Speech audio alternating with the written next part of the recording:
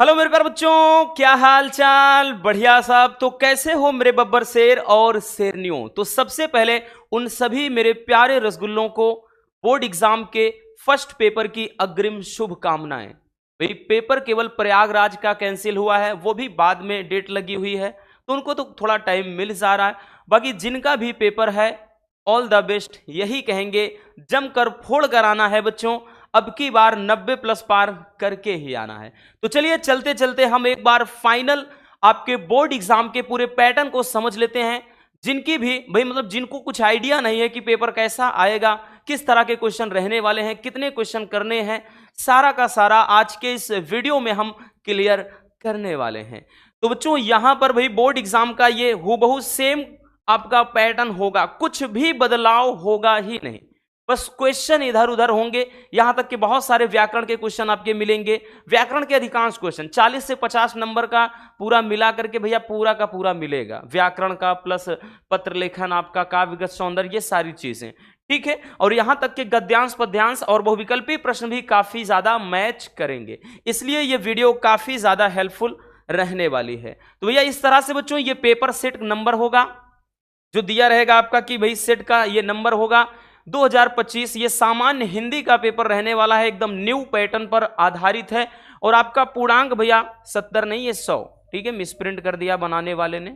तो भैया पूर्णांक आपका 100 रहने वाला है। और पहले ही पेपर में बच्चों आपको फोड़ कर आना है 100 में 100, क्योंकि रसगुल्लों हिंदी एक स्कोरिंग सब्जेक्ट है। हम हमेशा से बताते चले आए हैं, अगर हिंदी आपका बेहतर हुआ ना तो बाकी अदर सब्जेक्ट भी ठीक ठाक होंगे। क्योंकि अगर हिंदी में 90+ आपने फोड़ दिया, फिजिक्स केमिस्ट्री में अगर आप भाई थोड़ा वीक भी हैं तो नंबर मैनेज हो जाएगा। इस बात का ध्यान देना, इसलिए आपके पास ये गोल्डन अपॉर्चुनिटी है, यूं समझना एक गोल्डन चांस है, इस मौके को भुनाना है। यहां पर भैया आपका रोल नंबर फिल करना होगा और यहां पर नाम, पूरा हूबहू सेम पैटर्न होगा इस तरीके से। और बाकी भैया बेसिक से इंस्ट्रक्शन दिए जाएंगे कि समय 3 घंटे 15 मिनट का होगा, जिसमें 15 मिनट आपको पहले पेपर पर बिताना है बच्चों। पेपर ढंग से 15 मिनट पढ़ लेना रसगुल्लों। इससे क्वेश्चन में भाई कौन सा क्वेश्चन आपको सबसे ज्यादा याद है, किस क्वेश्चन को आप अच्छे से लिख सकते हैं, ये सारी चीजें एकदम क्लियर हो जाएंगी। अब उसके बाद भैया बात करें तो जो पेपर होगा आपका ये 2 खंडों में डिवाइड होगा, ठीक है, 2 खंडों में डिवाइड रहने वाला है। ठीक, आपके खंड का यहां से शुरुआत करते हैं।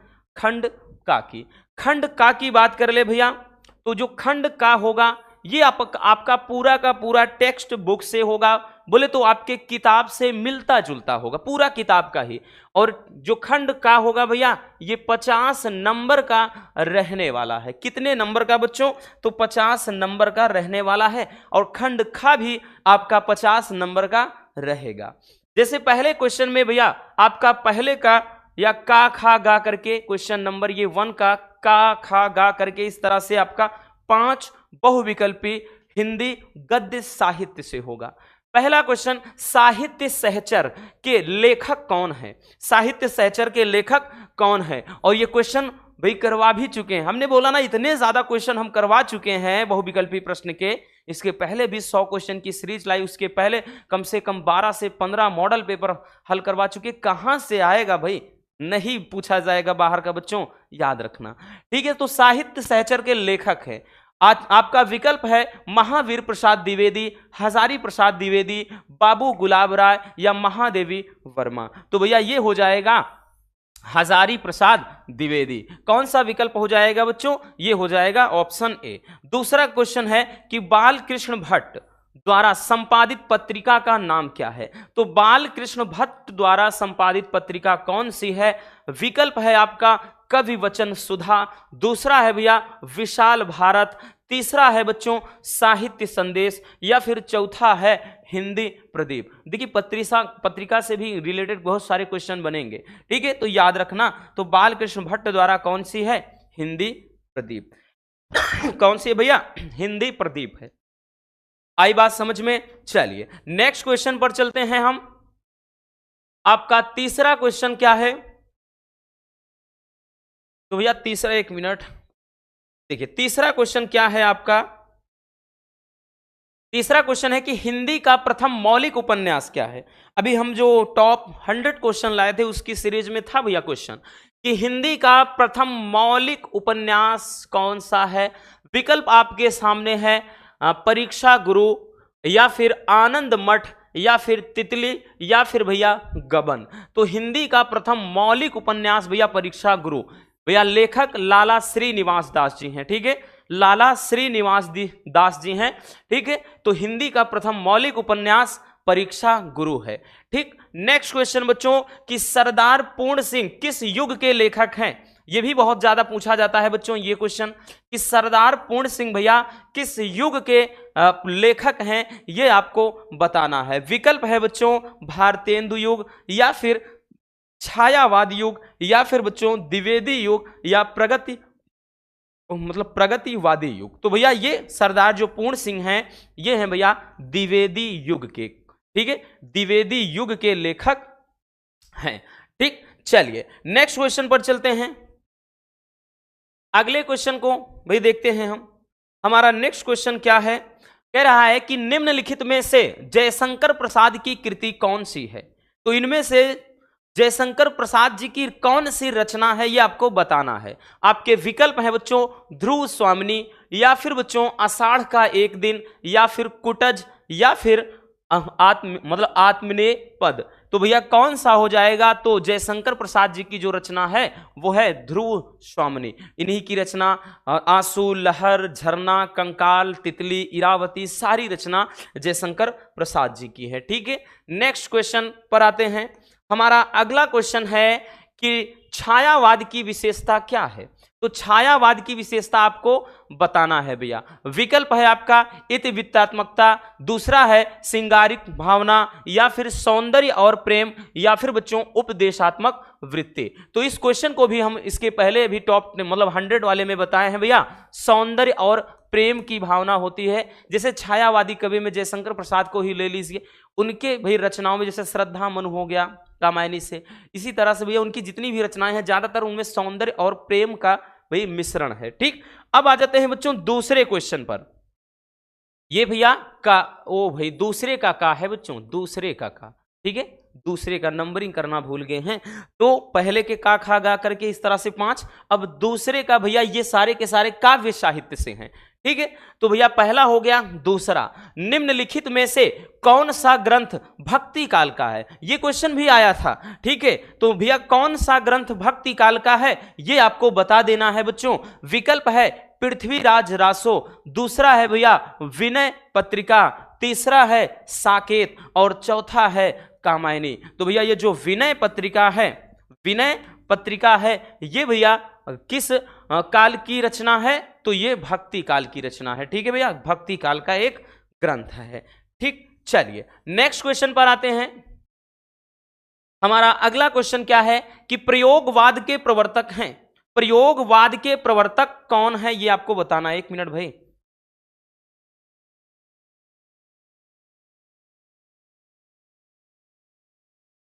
तो प्रयोगवाद के प्रवर्तक कौन है ये आपको बताना है, ठीक है। विकल्प है आपका निराला यानी सूर्यकांत त्रिपाठी निराला जी, या फिर बच्चों जयशंकर प्रसाद, या फिर मैथिली शरण गुप्त, या फिर अज्ञे जी। तो भैया प्रयोगवाद के प्रवर्तक की बात कर लें तो सच्चिदानंद हीरानंद वात्स्यायन अज्ञे जी हैं, ठीक है। चलिए नेक्स्ट क्वेश्चन पर चलते हैं। हमारा अगला क्वेश्चन क्या है बच्चों, चलिए नेक्स्ट क्वेश्चन है कि अनामिका के रचनाकार हैं कौन है। ये भी क्वेश्चन करवा चुके हैं। अनामिका के रचनाकार कौन है। विकल्प है आपका अज्ञे, या फिर भैया निराला, या फिर महादेवी वर्मा, या फिर सुमित्रानंदन पंत। तो अनामिका जो रचना है वो सूर्यकांत त्रिपाठी निराला जी की रचना है। और आपका अगला क्वेश्चन क्या है कि रीतिकाल का अन्य नाम क्या है। रीतिकाल को और किस काल के नाम से जाना जाता है। विकल्प है आपका श्रृंगार काल, दूसरा है स्वर्ण काल, तीसरा है भैया उद्भव काल, और चौथा है बच्चों संक्रांति काल। तो रीतिकाल का जो अन्य नाम है वो है श्रृंगार काल। क्या है भैया, श्रृंगार काल है। आई बात समझ में। तो इस तरीके से मेरे प्यारे रसगुल्लों आपके बहुविकल्पी प्रश्न रहने वाले हैं। आई बात समझ में भैया। तो आपको इस तरीके से फोड़कर आना है। चलिए बच्चों, अब आ जाते हैं भैया क्वेश्चन नंबर हम 2 पर, क्वेश्चन नंबर 3 पर। नंबरिंग करना भूल गए हैं भाई, ये तो सब में। क्वेश्चन नंबर 3, अब जो क्वेश्चन नंबर 3 होगा इसमें भैया आपको यहां पर 2 दिया जाएगा, अथवा अथवा करके, इसलिए और भी ज्यादा फायदा हो जाता है। ठीक है, इसका बेनिफिट यही है कि अथवा अथवा करके आएगा, 2 आएगा, 2 में एक तो आप कर ही सकते हो आराम से। कहेगा कि दिए गए गद्यांश पर आधारित निम्नलिखित प्रश्नों के उत्तर दीजिए। तो भाई किसी एक को, ठीक है, इसके नीचे भी एक है, अभी देखेंगे, तो पढ़ लेना है। और वैसे भी ये वाला जो है मोस्ट इंपॉर्टेंट है, ठीक, और किसी ना किसी सेट में डेफिनेटली 100% श्योर है आएगा, इतना याद रखना बच्चों। अब ऐसा नहीं कि बस ये मॉडल पेपर है, नहीं, मॉडल पेपर पे मत जाइएगा, क्योंकि ये सारे क्वेश्चन ठोस वाले हैं, एकदम 100% सॉलिड नंबर वाले हैं, और 10 नंबर का ये क्वेश्चन पूछा जाएगा, इतना याद रखना। कह रहा है कि राष्ट्र का तीसरा अंग जन की संस्कृति है।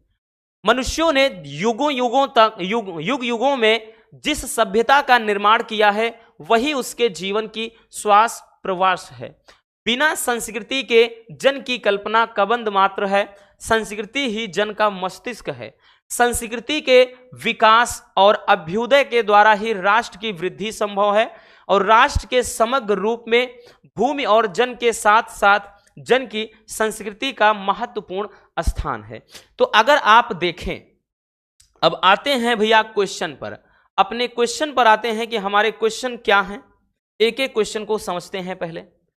पहला कह रहा है कि राष्ट्र की वृद्धि कैसे संभव है। तो भैया राष्ट्र की वृद्धि कैसे संभव है, ये पहला क्वेश्चन कर रहा है। तो जरा गौर से देखिएगा, कहीं कहीं पर है, हाँ भैया यहां देखिए, संस्कृति के विकास और अभ्युदय के द्वारा ही राष्ट्र की वृद्धि संभव है। मिल गए 2 नंबर, क्योंकि इस गद्यांश पर आधारित आपके 5 प्रश्न होंगे, प्रत्येक क्वेश्चन 2 नंबर देकर जाएगा। इस तरह से भैया आपके टोटल 10 नंबर आपके जेब में होंगे। तो पहले वाले का आंसर मिल गया ना, तो भैया इसका आंसर क्या हो जाएगा कि संस्कृति, क्या होगा कि संस्कृति के विकास और अभ्युदय द्वारा। ठीक है, तो ये हम शॉर्ट में लिख रहे हैं, आपको ऐसा नहीं लिखना, आपको ऐसे शॉर्ट में नहीं लिखना बच्चों, आप वहां पर पूरा लिखेंगे कि संस्कृति के विकास और अभ्युदय के द्वारा राष्ट्र की वृद्धि संभव है। आई बात समझ में, इस तरीके से लिखना है। दूसरा क्वेश्चन भैया कह रहा है कि संस्कृति जन का मस्तिष्क किस प्रकार है। तो देखिए कहीं पर लिखा है मस्तिष्क की बात कर रहा है भैया, ठीक है, देखिए कहीं पर लिखा है, हाँ देखिए, क्योंकि देखिए कह रहा है कि बिना संस्कृति के जन की कल्पना कबंध मात्र है।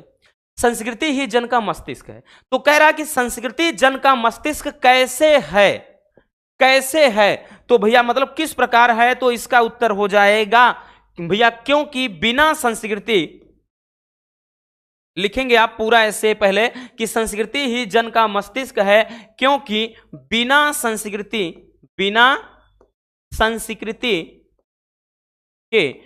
संस्कृति के जन की कल्पना नहीं की जा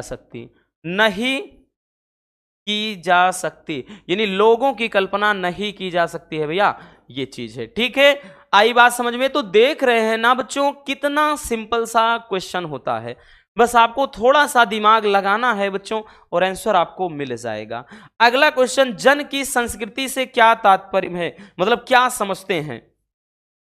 तो देखिए संस्कृति क्या होती है, तो यहां पे संस्कृति का मतलब है जन की संस्कृति, मतलब जन के मानसिक व आध्यात्मिक, ठीक है, जगह है नहीं इसी में, मतलब जन के मानसिक व, ये आप कह सकते हैं सामाजिक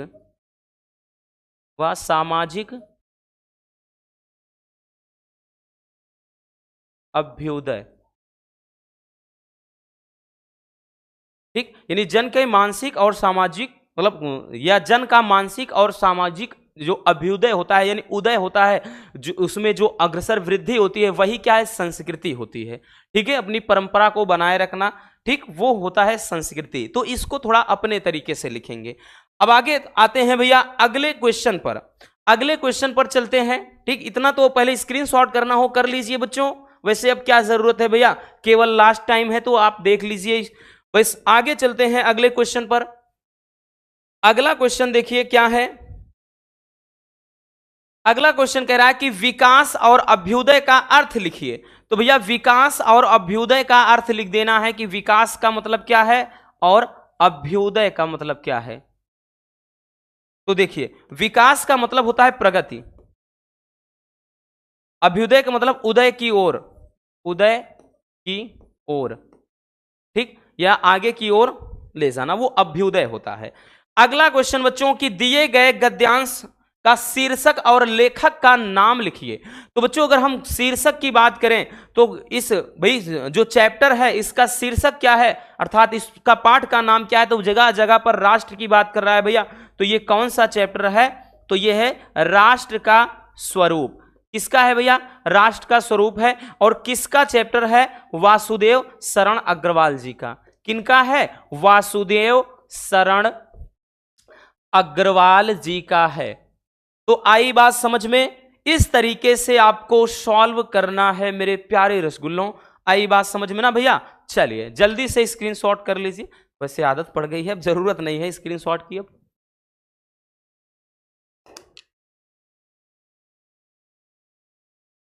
हो गया ना। चलिए तो ये तो आपका एक हो गया। अब अथवा में, क्योंकि अब तो पूरा सॉल्व करवा के ही रहेंगे भैया, आप पेपर देने जा रहे हो, तो अथवा में भी एक दिया गया है।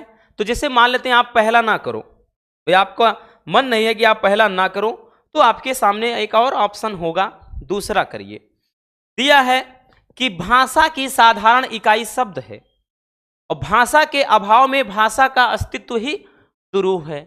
यदि भाषा में विकास मतलब विकास मतलब ये विकसनशीलता शुरू होती है तो शब्दों के स्तर पर ही, कह रहा है कि दैनंदिनी सामाजिक व्यवहारों में हम कई ऐसे नवीन शब्दों का इस्तेमाल करते हैं जो अंग्रेजी, अरबी, फारसी आदि विदेशी भाषाओं से उधार लिए गए हैं। वैसे ही नए शब्दों का गठन भी अनजाने में अनायास ही होता है।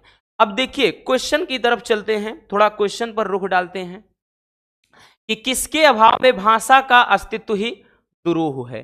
तो देखिए बच्चों, किसके अभाव में, तो देखिए कहा है कि शब्द के अभाव में भाषा का अस्तित्व ही क्या है भैया, दुरूह है। तो मिल गया पहले वाले का आंसर। इसमें अब कुछ नहीं करना बच्चों आपको, तो लिखेंगे, क्या लिखेंगे भैया, ठीक है हम लिख दे रहे हैं यहां पर, इसका आंसर हो जाएगा कि शब्द के अभाव में, शब्द के अभाव में, ठीक है। तो भाई आप पूरा लिखेंगे कि शब्द के अभाव में ही भाषा का अस्तित्व दुरूह है, बस इतना।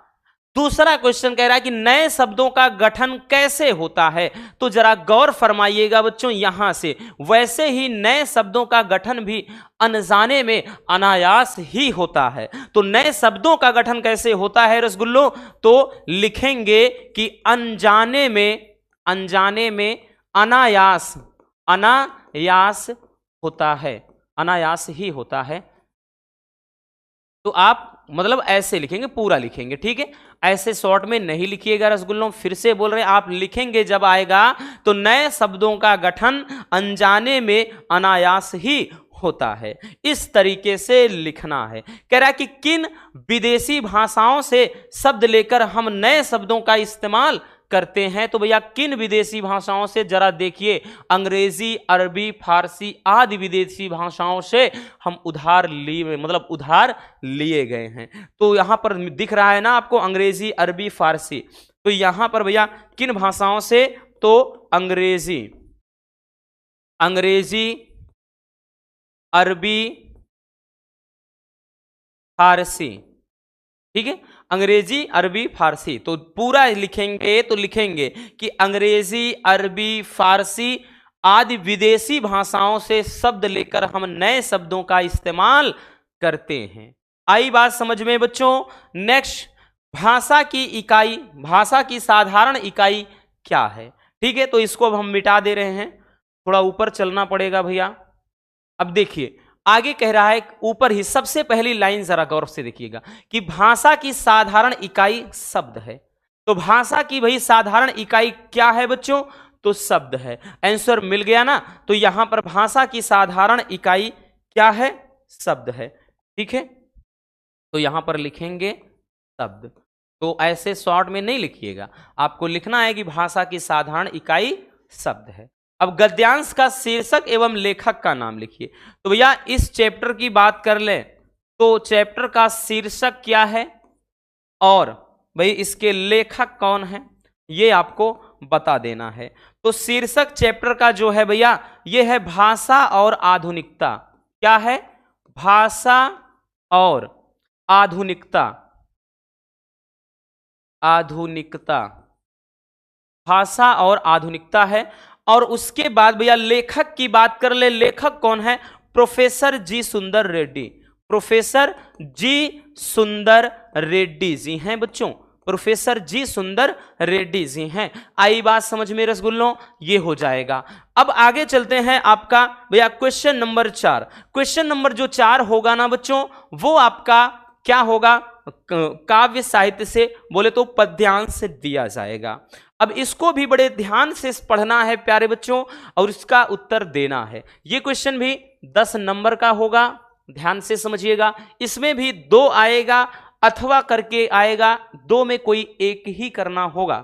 कह रहा कि तपस्वी क्यों इतने हो क्लांत, वेदना का यह कैसा वेग, आह तुम कितने अधिक हताश, बताओ यह कैसा उद्वेग, दुख की पिछली रजनी बीत विकसता सुख का नवल प्रभात, एक पर्दा यह झीना नील, छिपाए हैं जिसमें सुखगात। अब देखिए बच्चों यहां पर अगर हम बात कर लें तो बड़ा सिंपल सा, ये एक बड़ा मजेदार सा पद्यांश है।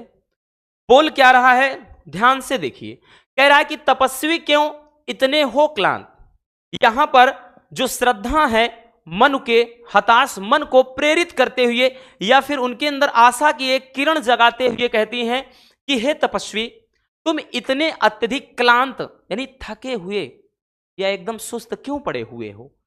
वेदना का या कैसा वेग, वेदना मतलब पीड़ा, अर्थात ये तुम्हारे अंदर ये पीड़ा कैसी है, तुम्हारे अंदर ये पीड़ा किस बात की है, इसका कारण क्या है। आह तुम कितने अधिक हताश, और आह, आह मतलब यहां दुख प्रकट करते हुए कह रही हैं तुम कितने अधिक हताश, तुम इतने अत्यधिक हताश क्यों हो, बताओ या कैसा उद्वेग, तुम्हारे अंदर ये जो मतलब हलचल है, तुम्हारे अंदर ये जो विभिन्न तरंगे निकल रही हैं, अर्थात इसका क्या कारण है।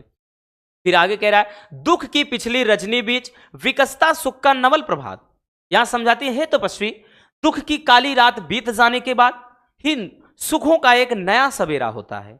मैंने ऑलरेडी करवा चुके हैं ना, अब तो एकदम रट गया होगा कि दुख की काली रात बीत जाने के बाद ही सुखों का एक नया सवेरा होता है। और कह रहा है कि भैया एक पर्दा या झीना नील छिपाए हैं जिसमें सुखगात। तो अर्थात जिस तरह से दिन और मतलब दिन और रात के बीच में एक महीन पर्दा होता है और उस पर्दे के हटते ही तो प्रकाश हो जाता है, सवेरा होता है, उसी तरह से सुख और दुख में एक क्या होता है, महीन पर्दा होता है जिसके पीछे सुखों का सवेरा छिपा होता है। अब आते हैं प्रश्न पर बच्चों। भाई पहला क्वेश्चन है कि तपस्वी संबोधन किसके लिए किया गया है। ये जो तपस्वी शब्द है किसके लिए, तो बच्चों एकदम सिंपल है, ये किसके लिए भैया, मनु के लिए, क्योंकि चैप्टर कौन सा है, श्रद्धा और मनु है, जयशंकर प्रसाद जी का। ठीक है, तो यहां पर ये मनु के लिए आप पूरा लिखेंगे कि तपस्वी संबोधन मनु के लिए किया गया है। अगला प्रश्न, आह शब्द से किस भाव को व्यक्त किया गया है। तो आह शब्द से भैया क्या है, तो यहां पर दुख को प्रकट किया गया है। ठीक है, दुख को प्रकट किया गया है। ठीक, तो आह जो है वो पीड़ा को, दुख को व्यक्त कर रहा है। फिर आगे क्वेश्चन है कि दुख को रात्रि और सुख को नवल प्रभात क्यों कहते हैं। ये कह रहा है कि दुख को रात्रि और सुख को नवल प्रभात क्यों कहते हैं। तो भैया इसका उत्तर हो जाएगा कि जिस तरह, थोड़ा लॉन्ग होगा, जिस तरह रात बीत जाने के बाद सवेरा होता है उसी तरह दुख के बाद सुख मिलता है। दुख के बाद भैया क्या है? सुख की अनुभूति होती है, अर्थात सुख मिलता है। अगला क्वेश्चन कि एक पर्दा या झीना नील का भाव स्पष्ट कीजिए। ठीक है भैया, एक पर्दा या झीना नील, इसका मतलब है कि सुख और दुख के बीच में एक महीन पर्दा होता है।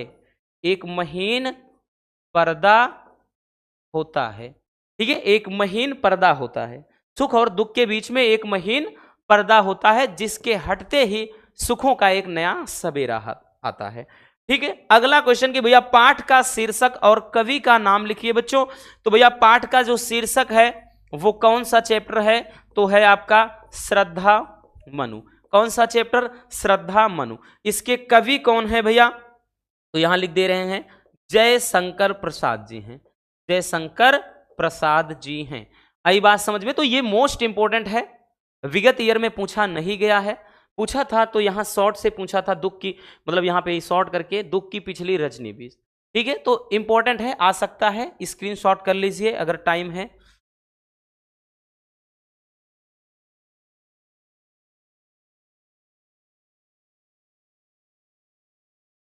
हो गया ना? वैसे जरूरत थी नहीं, लेकिन फिर भी बोल रहे हैं कि भाई पेपर के पहले जब भी थोड़ा टाइम मिले एक बार देख लेना। ठीक, अब देखिए अथवा में क्या दिया है। अथवा में भैया एक और मोस्ट इंपोर्टेंट आपका पद्यांश दे रखा है। देखिए क्या कह रहा है कि सावधान मनुष्य यदि विज्ञान है तलवार तो इसे दे फेंक, तजकर मोह स्मृति के पार। हो चुका है सिद्ध है तू शिशु अभी अज्ञान, फूल कांटों की तुझे नहीं पहचान। खेल सकता तू नहीं ले हाथ में तलवार, काट लेगा अंग तीखी है बड़ी यह धार। ठीक है, देखिए इसमें कह क्या रहा है कि सावधान मनुष्य यदि विज्ञान है तलवार तो इसे दे फेंक, तजकर मोह स्मृति के पार। यहां पर भैया कवि कह रहा है, मनुष्य को सावधान करते हुए कह रहा है कि ये मनुष्य सावधान हो जाओ, यदि विज्ञान है तलवार तो इसे फेंक दे। जो विज्ञान है वो एक मतलब जो विज्ञान है क्या है? एक तलवार की तरह है। इसे क्या है? तुम मोह स्मृति के पार अर्थात मोह माया तस्कर इसको फेंक दो, अर्थात इसके साथ खिलवाड़ मत करो। हो चुका है सिद्ध तू शिशु है अभी ज्ञान, ये साबित हो चुका है कि तू अभी बालक है और अनजान है, अर्थात नादान है। जैसे बालक होते नादान, उनको कोई चीज पता होता नहीं है। ठीक है, तो वही कह रहा है कि तू अभी क्या है? शिशु है, नादान बालक है। तुम्हें फूल कांटों की तुझे कुछ नहीं पहचान, अर्थात फूल कांटों से मतलब है, फूल का मतलब है भैया सुख और कांटों का मतलब दुख, और अर्थात अभी तुमको सुख और दुख मतलब नहीं पता। सुख और दुख से तुम अभी क्या हो? अज्ञान हो। फिर आगे कह रहा है कि खेल सकता तू नहीं ले हाथ में तलवार, कि भाई तुम इस विज्ञान रूपी तलवार को हाथ में लेकर के खेल नहीं सकते हो। काट लेगा अंग तीखी है बड़ी यह धार, क्योंकि इससे क्या है भैया? तुम अपने ही अंग को काट लोगे, इसकी जो धार है वो बड़ी क्या है भैया? तीखी है। ठीक है, वो बड़ी तीखी है। ठीक, अब इस पे आधारित प्रश्नों के चलिए हम उत्तर को देखते हैं। कह रहा है पहला क्वेश्चन कि कवि ने मनुष्य को सावधान क्यों किया है? अब समझिएगा कि भाई क्यों सावधान कर रहा है। ये कह रहा है कि यदि विज्ञान है तलवार, ठीक, तो सावधान क्यों कर रहा है भैया? क्योंकि मतलब विज्ञान एक तलवार है। ठीक है, यानी कवि ने मनुष्य को सावधान इसलिए किया है क्योंकि जो विज्ञान है वो एक तलवार है। ठीक है, तो इसलिए उसको उससे साथ खेलने के लिए मना कर रहे हैं। कवि ने किसे फेंक देने के लिए कहा है भैया? तो विज्ञान रूपी तलवार को। किसको? विज्ञान रूपी तलवार को, क्योंकि साफ साफ कहा है कि विज्ञान है तलवार तो इसे दे फेंक। क्यों फेंक देने को, मतलब किसको फेंक देने को कहा है? तो भैया विज्ञान रूपी तलवार को। आगे क्वेश्चन है कि बच्चों की मनुष्य को शिशु और अज्ञान क्यों कहा गया है? क्योंकि हमने बताया ना कि फूल कांटों की कुछ तुझे कुछ भी नहीं पहचान, क्योंकि मनुष्य को फूल और कांटों की कोई पहचान नहीं है। फूल और कांटों से मतलब हमने बताया ना कि सुख और दुख से। तो यहां पर लिखेंगे क्योंकि मनुष्य को, चाहे आप फूल कांटों ही लिख दीजिए वही, या मनुष्य को सुख और दुख की पहचान नहीं है, सुख और दुख की पहचान नहीं है। ठीक, ये हो जाएगा। अगला क्वेश्चन कह रहा है कि विज्ञान को तलवार क्यों कहा गया है? भाई विज्ञान को, यहां पर देखिए विज्ञान को तलवार क्यों कहा गया है? लिखेंगे क्योंकि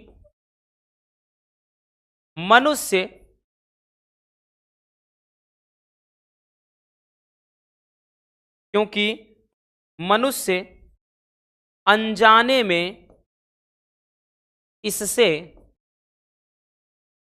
अपना नुकसान कर सकता है, अर्थात या फिर लिखेंगे अपना अंग काट सकता है। इसीलिए तो कहा भैया कि तीखी बड़ी धार है और इसे हाथ में लेकर मनुष्य नहीं खेल सकता, कट जाएगा उसका अंग।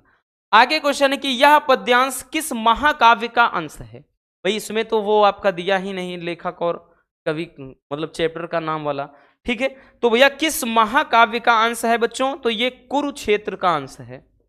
ये मतलब रामधारी सिंह दिनकर जी की रचना है, याद रखना, अभिनव मनुष्य से, और ये कुरुक्षेत्र महाकाव्य से लिया गया है। कहां से? कुरुक्षेत्र से। आई बात समझ में? तो इस तरीके से आपको सॉल्व कर देना है। ठीक, चलिए हट जा रहे हैं हम थोड़ा, आगे चलते हैं। अब उसके बाद क्वेश्चन नंबर 5, भैया क्वेश्चन नंबर जो 5 होगा, 5 के का और खा, ये भी दोनों 5-5 नंबर का होगा, 80 शब्दों में लिखने को कहेगा। ठीक है, कि निम्नलिखित में से किसी एक लेखक का साहित्यिक परिचय देते हुए इनकी प्रमुख कृतियों का उल्लेख करना है। जिसे आपके सामने विकल्प है डॉक्टर हजारी प्रसाद द्विवेदी, वासुदेव शरण अग्रवाल।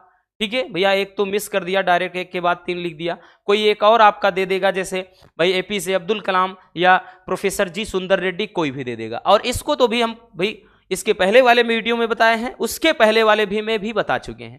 भाई अब तो हर एक स्टूडेंट का आई थिंक ये भाई जो साहित्यिक परिचय है वो तो तैयार हो ही चुका होगा।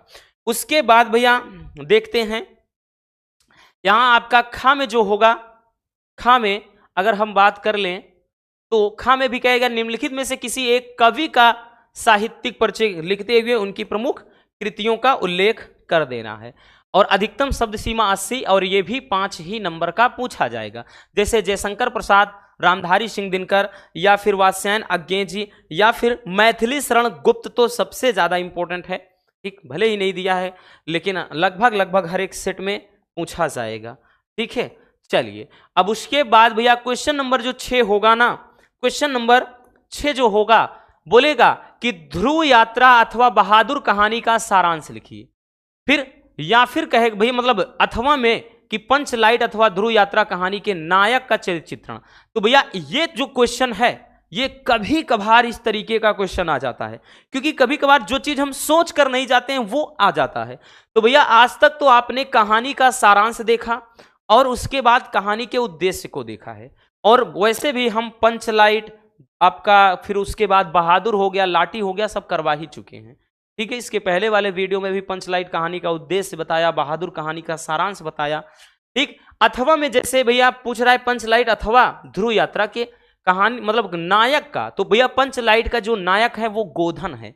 तो कभी कभार इस टाइप का क्वेश्चन बन जाता है, तो गोधन का चरित्र चित्रण लिख देना है। गोधन कौन है भैया, वो किससे प्रेम करता है, वो क्या करता है, उसका जीवन कैसा होता है, कैसे जीवन व्यतीत करता है, सारी चीजें हेडिंग लिख करके आप आराम से इत्मीनान से लिख सकते हैं।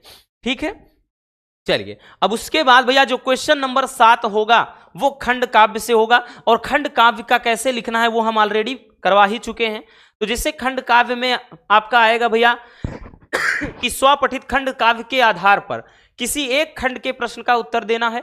अधिकतम शब्द सीमा इसमें भी 80 ही रखना है, ज्यादा नहीं जाना, बहुत जाना है मैक्सिमम 100 शब्द में ही निपटा देना है। अगर ज्यादा लंबा खींचेगा तो उसको शॉर्ट करके अपने से लिख देना, क्योंकि बच्चों हमको टाइम का भी ध्यान देना है। हिंदी में क्वेश्चन तो लगभग आते रहेंगे, लेकिन टाइम कम पड़ जाएगा, बाद में वही फिर रोना होगा। आप लोग आओगे बोलोगे सर जी टाइम तो मतलब टाइम ही कम पड़ गया, क्वेश्चन तो सारे आ रहे थे। तो ये काम करना, बोर्ड हमको इसीलिए सजेस्ट कर रहा है कि इतने शब्दों में, क्योंकि क्वेश्चन बैंक में बच्चों ये 150-150 200 शब्द लिखता है, तो हमको उतना नहीं जाना, क्योंकि उतना जाएंगे 2 क्वेश्चन का टाइम अकेले क्वेश्चन लेगा। भैया नंबर हमको 5 ही मिलने हैं, तो 80 शब्द में ही निपटा दो। अब ऐसा नहीं कि हम 100 शब्द में 150 शब्द 200 शब्द 250 शब्द में लिखेंगे हमको 10 नंबर मिल जाएंगे, नहीं, कुछ नहीं मिलेगा। जितना कहा है उतना करो, पूरा नंबर मिलेगा। जिसमें इसमें आया है जैसे मुक्ति यज्ञ खंड काव्य की कथा वस्तु लिख देना है, अथवा में भैया आपका इस के नायक महात्मा गांधी का चित्रण, जैसे कहीं पर सत्य की जीत चलता है तो आप वहां के करेंगे, आपके यहाँ अगर रश्मिरथी चलता है तो उसके क्वेश्चन करेंगे। फिर आलोक वृत्त, ये तो भैया प्रयागराज का है, तो प्रयागराज का ही केवल कैंसिल हुआ है पेपर, तो भाई वहां के होने ही नहीं है, तो उससे सोचना ही नहीं है। बाकी अदर जिले में भी यही चलता है, ऐसा नहीं है कि केवल प्रयागराज, 5 से 6 जिलों में और चलता है, तो वहां तो आपको करना ही है। ठीक, जैसे त्यागपति है, श्रवण कुमार है, तो ये इस तरीके से भैया आपका जो खंड का होगा ना रसगुल्लों, वो 50 नंबर का कंप्लीट हो जाएगा। अब आ जाते हैं खंड खा पर। खंड खा पर आ जाते हैं। खंड खा भी भैया आपका 50 नंबर का ही पूछा जाएगा। कितने नंबर का? 50 नंबर का। कहेगा भैया 8 के काम में कि दिए गए संस्कृत गद्यांश में से किसी एक का संदर्भ हिंदी में अनुवाद करना है।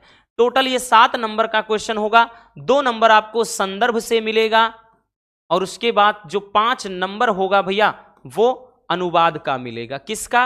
अनुवाद का। ठीक है, 2 नंबर संदर्भ का दिया जाएगा और 5 नंबर अनुवाद का। ठीक, जैसे एक दिया है तो अथवा में करके देगा, यही आपका भाई फायदा है। आपके पास विकल्प होगा कि दिए गए, ये नीचे दिया है कि धन्नो अयम भारत देशा यत्र सम्मूलशति जनमानस पावनी भव्य भावोद्भावनी शब्द संदेह संदोह प्रविशनी सुर भारती। फिर कह रहा है कि विद्यमानेषु निखिलवेषु वाङ्मयेषु अस्या वाङ्मयम सर्वश्रेष्ठम सुसंपन्नम च वर्तते इयमेव भाषा संस्कृत नाम लोके प्रतिता अस्ति। देखिए ये संस्कृत भाषा या महत्व से है। भैया क्या कह रहा है कि धन्नो अयम भारत देशा, धन्य है वो भारत देश, यत्र सम्मूलशति जनमानस यत्र सम्मूलशति, कह रहा है कि जहां पर भाई लोग जनमानस पावनी, लोगों को पवित्र करने वाली, भव्य अर्थात सुंदर भावों को प्रकट करने वाली, शब्द के संदोह को मतलब शब्दों का संदोह जो है उसको प्रकट करने वाली, सुर भारती अर्थात देववाणी, यह संस्कृत भाषा क्या है भैया? विराजमान है या फिर सुशोभित है।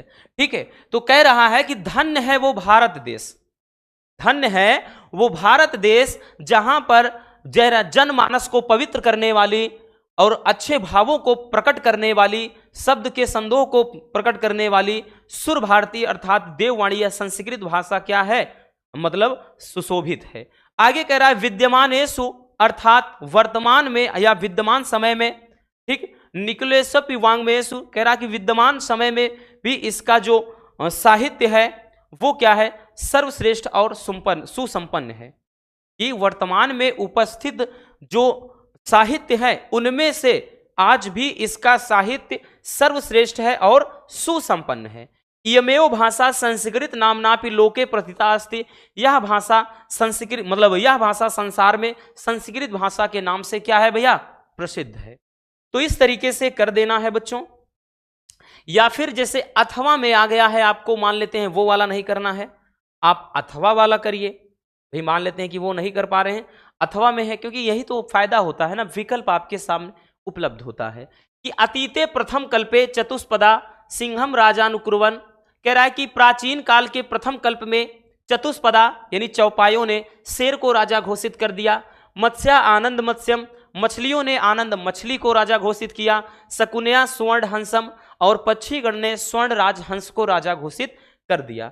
तस्य पुनः स्वर्ण राजहंस से दुहिता हंस पोतिका अतीव रूपवती आसीत। कह रहा है उसके उपरांत स्वर्णराज हंस की जो पुत्री हंस पोतिका थी वो अत्यंत रूपवती थी अर्थात सुंदर थी।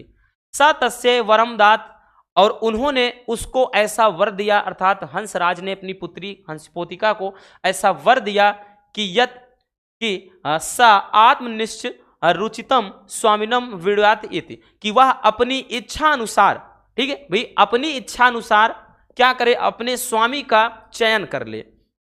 और हंसराज तस्य वरम दत्वा, हंसराज उसे ऐसा वर दे करके हिमवत शकुनी संडे, ठीक है, सन्निपत, और वो क्या है हिमालय प्रदेश में पक्षी गण के मतलब पक्षी गण को क्या करते हैं भैया, एकत्रित करते हैं, ठीक है, सबको इकट्ठा करके ये बताते हैं कि भैया सभा का आयोजन होगा और ये कार्यक्रम रखा गया है, ठीक है, किसका, यहाँ पे वर चयन का। अब चलिए आपका जो खा वाला होगा ना वो संस्कृत पद्यांश होगा या फिर यूं कह लें श्लोक होगा। ये भी आपका भैया 7 नंबर का ही क्वेश्चन होगा।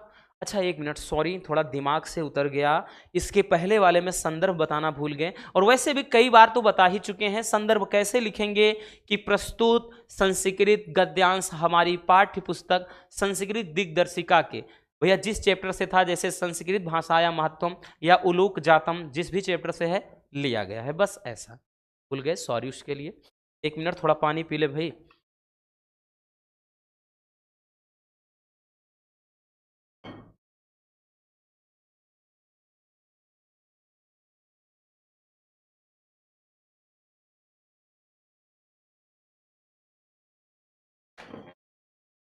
हो गया।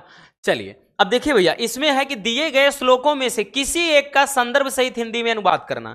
यहां पर भी आपके सामने 2 है, देख सकते हैं, अथवा करके दिया है, और 2 में कोई एक ही करना है बच्चों। क्या करना है भैया, 2 में कोई एक ही। कह रहा है कि ना चौर्यहारम, ना चा राजहार्यम, ना भ्रातिभाज्यम, ना चा भारकारी, वै कृते वर्धते एवं नित्यम, विद्याधनम सर्वधनम प्रधानम।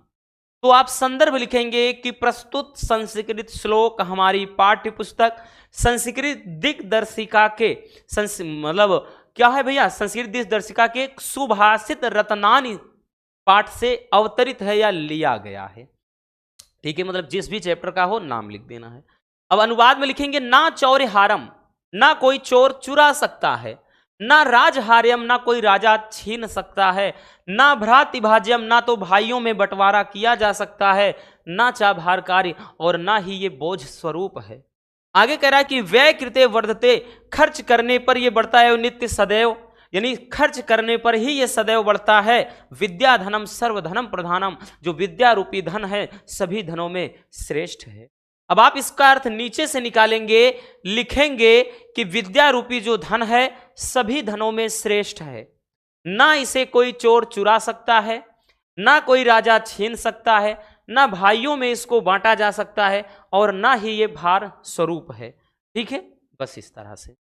अब अथवा में जैसे दिया है आपका, ये भी मोस्ट इंपॉर्टेंट है, पिछले साल ही 2 से 3 मतलब 3 या 4 सेट में आया था ये वाला, कि जयंती ते महाभागा जन सेवा परायणा जरा मृत्यु भयम नास्ति ये शाम कृति मतलब कृतित्मो क्वचित। देखिए कह रहा है कि जयंती ते माह, ये किस चैप्टर से है, तो इसको लिखेंगे संदर्भ में प्रस्तुत संस्कृत श्लोक हमारी पाठ्य पुस्तक संस्कृत दिग्दर्शिका के महामना मालवीय चैप्टर से लिया गया है, ठीक है। अब भाई कह रहा है जयंती ते महाभागा जन सेवा परायणा, कह रहा है कि लोगों की सेवा मतलब जयंती ते महाभागा, ऐसे महापुरुष की जय हो जो लोगों की सेवा में लीन होते हैं। कह रहा ऐसे महापुरुष की जय हो जो लोगों की सेवा में लीन होते हैं, अर्थात जिनका लक्ष्य ही होता है लोगों की सेवा करना। फिर कह रहा है कि और जरा मृत्यु भयम नास्ति ये शाम कीर्तियों क्वचित्तम, कह रहा है कि जिनके जो कह रहा है जिनके यश रूपी शरीर को ना तो मृत्यु का भय है भैया, और ना ही कह रहा है और ना ही उनके क्या है जरा, यहां पे जरा का मतलब होता है बुढ़ापे का, ठीक है, और ना तो भैया मृत्यु का भय है और ना बुढ़ापे का डर है। अर्थात कह रहा है कि लोगों की सेवा में लीन उन महापुरुष की जय हो जिनके यश रूपी शरीर को ना तो बुढ़ापे का भय है और ना ही मृत्यु का भय है। अब समझ में आ गया। ठीक है, इंपॉर्टेंट है भैया, याद रखना बच्चों। चलिए आगे चलते हैं। अब आपका क्वेश्चन नंबर जो 9 होगा, क्वेश्चन नंबर जो 9 होगा भैया, निम्नलिखित मुहावरों और लोकोक्तियों में से किसी एक का अर्थ लिख करके वाक्य प्रयोग करना होगा। 4 आपके सामने होंगे, किसी एक का कहेगा, अर्थ लिख करके वाक्य प्रयोग कर देना है बच्चों। तो भैया किसी एक का, यहां पर जैसे होश उड़ जाना, तो सबसे जरूरी तो अर्थ होता है। होश उड़ जाने का मतलब होता है हक्का बक्का रह जाना, या अचरज से भर जाना, या हक्का बक्का रह जाना, ठीक है, या अस्तब्ध रह जाना, या आश्चर्यचकित रह जाना, कुछ भी आप लिख सकते हैं, ठीक है। तो यहां पर जैसे महेश ने जैसे ही अपने फेल होने की न्यूज सुनी कि होश ही उड़ गए, बस हो गया। कोई भी बना सकते, मतलब कुछ भी बना सकते हो, ठीक है। अगर कोई भाई महेश नाम का हो तो भैया परेशान मत होना, ठीक है। हम ऐसे ही एग्जाम्पल बोलते हैं, ना कि हमारा भाई काम है मतलब ये बोलना कि आप फेल हो जाओ क्या हो जाओ ना। हम तो सबके लिए दुआएं देते हैं दिल से, इसीलिए तो दिन रात हम मेहनत कर रहे हैं। अंधे की लकड़ी हो जाना का मतलब भैया होता है, अंधे की लकड़ी हो जाना, इसका अर्थ क्या हो जाएगा? एकमात्र सहारा, एकमात्र सहारा, ठीक है। जैसे भैया श्रवण कुमार अपने माता पिता के मतलब माता पिता के लिए अंधे की लकड़ी थे, ठीक है। तो समझ में आ गया ना। तो आम के आम गुठलियों के दाम, इसका मतलब क्या होता है भैया? दोहरा लाभ। क्या होता है? दोहरा लाभ। आम के आम गुठलियों के दाम का मतलब क्या होता है? दोहरा लाभ, ठीक। जैसे भैया क्या है कि कोई भी आप एग्जांपल ले सकते हो कि जैसे दिनेश अखबार पत्र, भाई अखबार पत्र क्या है, लेता है पढ़ने के लिए, लेकिन बाद में उसे रत्ती के भाव बेच देता है। तो भैया आम के आम गुठलियों के दाम, एक तो लेके पढ़ भी रहा है और दूसरा बेच भी दे रहा है। तो दाल में काला होना का मतलब है संदेह, संदेह करना, संदेह करना, ये होता है दाल में काला हो जाना, ठीक है। तो आप कुछ भी बना सकते हो। तो इस तरीके से भैया आपका ये हो जाएगा आपका लोकोक्ति और मुहावरा। किसी एक का ही करना है, इतना याद रखना भैया। 2 नंबर का क्वेश्चन होगा। अब आपका जो है ये अपठित गद्यांश पर आधारित निम्नलिखित प्रश्नों के उत्तर दीजिए। तो अपठित गद्यांश के पर आधारित निम्नलिखित प्रश्नों को उत्तर देना है।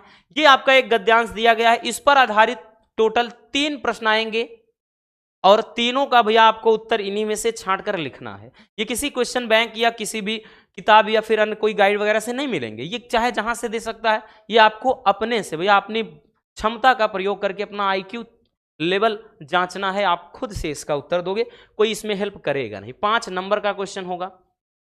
आगे देखिए, इसमें कह रहा है कि जिस प्रकार सुखी होने का प्रत्येक प्राणी को अधिकार है, उसी प्रकार कह रहा है कि मुक्तातंग होने का भी, पर कार्य क्षेत्र के चक्रव्यूह में पड़कर जिस प्रकार सुखी होना प्रयत्न साध्य होता है, उसी प्रकार निर्भय होना भी।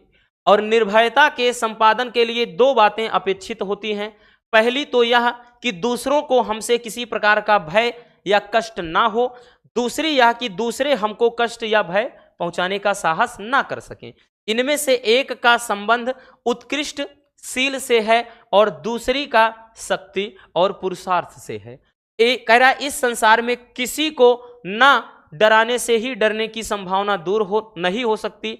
साधु से साधु कह रहा प्रकृति वाले को क्रूर लोभियों और दुर्जनों से क्लेश पहुंचता है, अतः उनके प्रयत्नों को विफल करने या फिर कह रहा है कि भय संचार द्वारा रोकने की आवश्यकता से हम बच नहीं सकते। तो आपका एक बड़ा सा लंबा चौड़ा सा दिया है। अब इस पर आधारित भैया आपके 3 प्रश्न दिए गए हैं, ठीक है।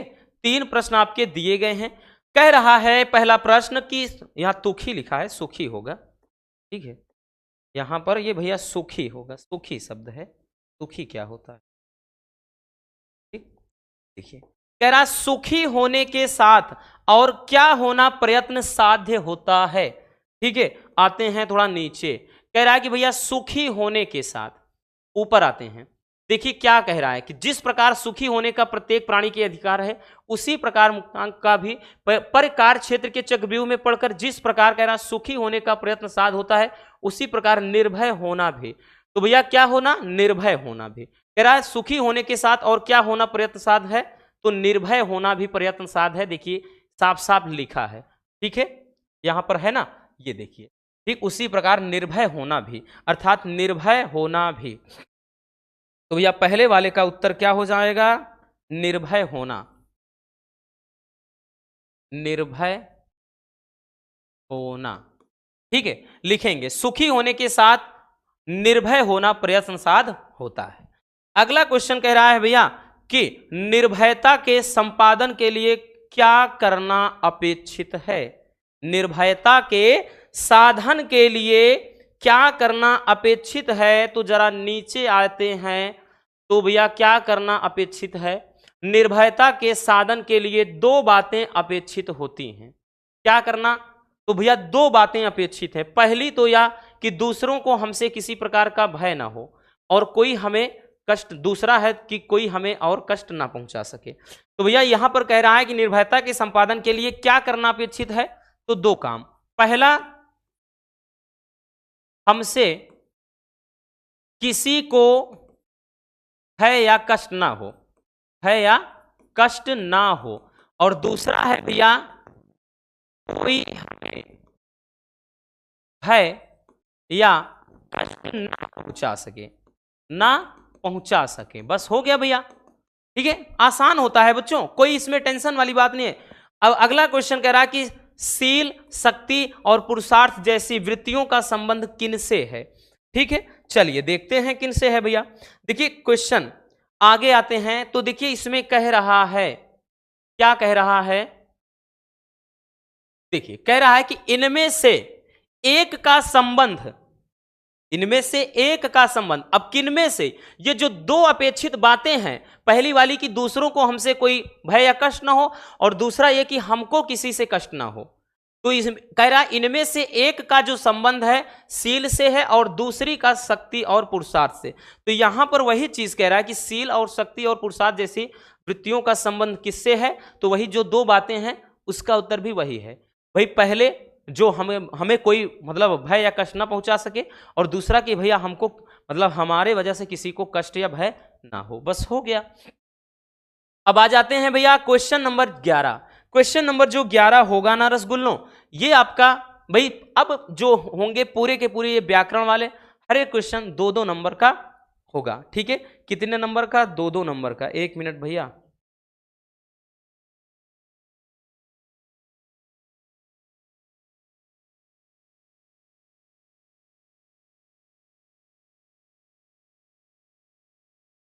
इतना मना करते हैं, जानबूझकर आप लोग कॉल करते हो, पता नहीं नंबर कहाँ से पा जाते हो। क्लास के टाइम में इतना ज़्यादा, इसलिए फ़ोन ही पूरा ऑफ कर दिया। देखिए कह रहा है कि निम्नलिखित शब्द युग्मों का सही अर्थ चयन करके लिखना है। पहला है अंश और अंश, ये सारे करवा चुके हैं, अब छूटेगा नहीं कोई, इसीलिए हम बोल रहे हैं कोई नहीं छूटेगा, कुछ नहीं छूटेगा। अंश और अंश। विकल्प है भैया हिस्सा और कंधा, दूसरा है हिस्सा और अंकुर, तीसरा है कंधा और हिस्सा, चौथा है अंकुर और हिस्सा। इस वाले अंश का मतलब होता है कंधा, और इस वाले अंश का मतलब हिस्सा या भाग। तो कंधा और हिस्सा या कंधा और भाग कहां है भैया, तो ये है ये वाला। ठीक है, अगला क्वेश्चन, बात और वात, इसका क्या है। ठीक है, शब्द युग्म का बात और वात। विकल्प है बातें और हवा, रोग और दवा, वायु और विकार, विचार और विकार। तो बात का मतलब होता है बात, अर्थात जो बोलचाल की भाषा है बातें हैं, और दूसरा वात का मतलब होता है हवा। तो बातें और हवा, पहला ही विकल्प सही हो जाएगा। ठीक है, बातें और हवा है। ठीक, चलिए नेक्स्ट क्वेश्चन पर चलते हैं भैया। अगला क्वेश्चन कह रहा है, ये आपका अनेकार्थी होगा कि निम्नलिखित शब्दों में से किसी एक शब्द के दो अर्थ लिखिए। क्या बोलेगा बच्चों, कि किसी एक शब्द के भैया दो अर्थ लिखना है। आपके सामने भैया यहां पर दिए गए हैं। ठीक, ये बार बार कहेंगे किसी एक के ही दो अर्थ लिखना, चाहे आपको 4 अर्थ याद हो, चाहे इन सबके अर्थ याद हो, किसी एक का ही। पतंग का मतलब क्या होता है, तो भैया पतंग का मतलब सूर्य भी होता है। पतंग का मतलब जो टिड्डा या टिड्डी होता है, ठीक, जो कीड़ी होती हैं। और उसके अलावा पतंग का मतलब होता है भैया और क्या चीज, पतंग नाव को भी कहते हैं। ये हो जाएगा। तो भैया हमको 3 याद है, बट आपको चाहे 4 याद हो, लेकिन 2 ही लिखना है। जैसे नाग, नाग का मतलब क्या होता है भैया? तो एक नाग का मतलब होता है बादल, और एक नाग का मतलब हो गया भैया सांप। ठीक है, नाग का मतलब बादल और नाग का मतलब सांप हो गया। अगला वर, वर का मतलब होता है भैया श्रेष्ठ, और एक वर का मतलब होता है भैया दूल्हा। ठीक है, क्या होता है? दूल्हा, श्रेष्ठ और दूल्हा। ठीक है ना, समझ में आया? और एक वर का मतलब वरदान भी होता है भैया, एक वर का मतलब वरदान भी होता है। ठीक, तो ये भी थोड़ा परेशान करने वाले हो सकते हैं, बट अब काहे होना, हम हैं तो काहे का गम। चलिए आगे चलते हैं भैया। चलिए अगला क्वेश्चन, अगला क्वेश्चन है कि निम्नलिखित वाक्यांशों के लिए एक सही शब्द का चयन करके लिखना है। ठीक है, एक सही शब्द का चयन करके लिखना है भैया। देखिए विकल्प है आपके सामने, मतलब ये पहला क्वेश्चन है और इसके विकल्प दिए गए हैं। जिसका कोई शत्रु पैदा ही ना हो, यानी जिसका कोई शत्रु पैदा ही ना हुआ हो, उसे क्या कहेंगे? मतलब अजय कहेंगे, या अजात शत्रु कहेंगे, या अजन्मा कहेंगे, या फिर अनंत। भैया जिसका कोई अंत ना हो वो अनंत होता है, जिसे जीता ना जा सके वो अजय होता है, और जो कभी जन्म ना ही लिया हो वो अजन्मा होता है। बट जिसको भैया जिसका कोई शत्रु ही ना पैदा हो वो अजात शत्रु होता है। क्या होता है भैया? अजात शत्रु होता है। चलिए आगे देखते हैं नेक्स्ट क्वेश्चन को। हमारा अगला क्वेश्चन क्या है भैया? कह रहा है कि जो बहुत कुछ जानता हो, जो बहुत कुछ जानता हो उसको क्या कहते हैं? बहुज्ञ, सर्वज्ञ, या फिर भैया बहुश्रुत, या फिर अनंत। तो भैया जो बहुत कुछ जानता है उसको बहुज्ञ कहते हैं, जो सब कुछ जानता है वो सर्वज्ञ होता है। याद रखना, जो सब कुछ जानता है वो सर्वज्ञ होता है, जो बहुत कुछ जानता है वो बहुज्ञ होता है, और जो थोड़ा बहुत जानता है वो अल्पज्ञ होता है। ठीक है, याद रखना इस बात को भी। चलिए भैया आगे चलते हैं। अब आपको शुद्ध करने वाला भाई दिया जाएगा। 1 मिनट बच्चों, थोड़ा पानी पी लें भाई, खांसी बार बार आने लगती है।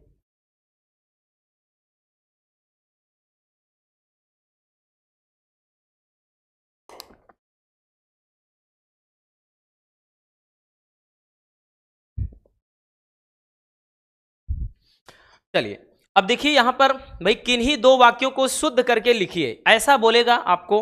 ठीक है, तो किन्हीं 2 को ही शुद्ध करना है बच्चों, सबको मत कर देना। मैं भोजन कर लिया हूं, तो इसका शुद्ध क्या होगा? तो भैया होगा मैं भोजन भोजन कर चुका हूं, कर चुका हूं, ये सही होगा। ठीक है, इसमें आपका कोई भी, हमने बताया ना कि लिंग, कारक, कारक, वचन, इनमें त्रुटियां होंगी, कर्ता कर्म कुछ भी क्रिया वगैरह में।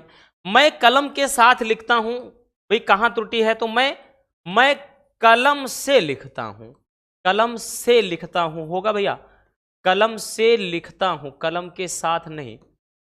अगला, क्या मेरा तौलिया सूख गया?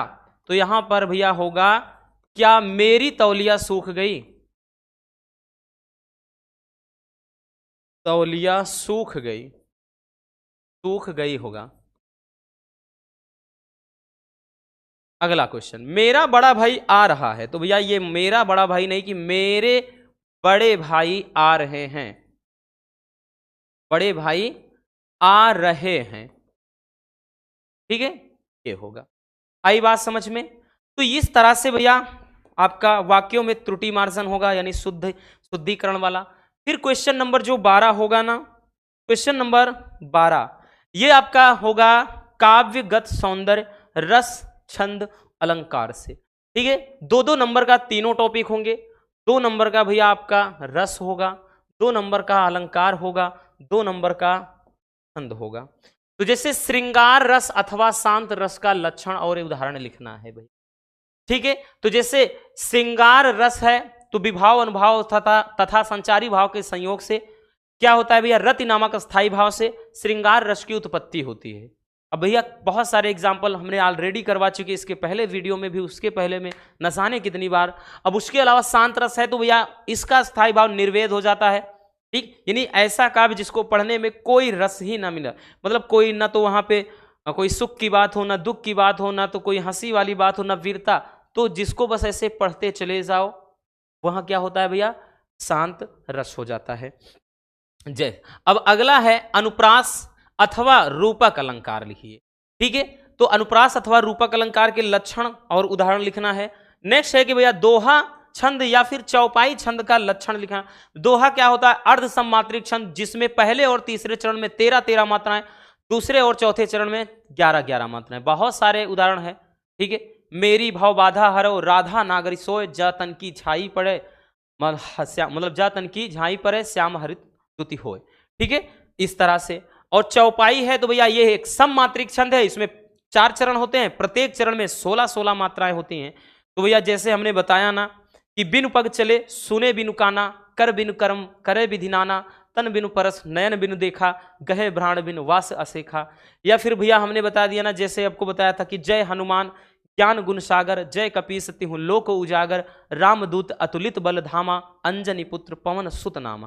देखिए याद वही करो, बहुत सारे ऐसे नहीं।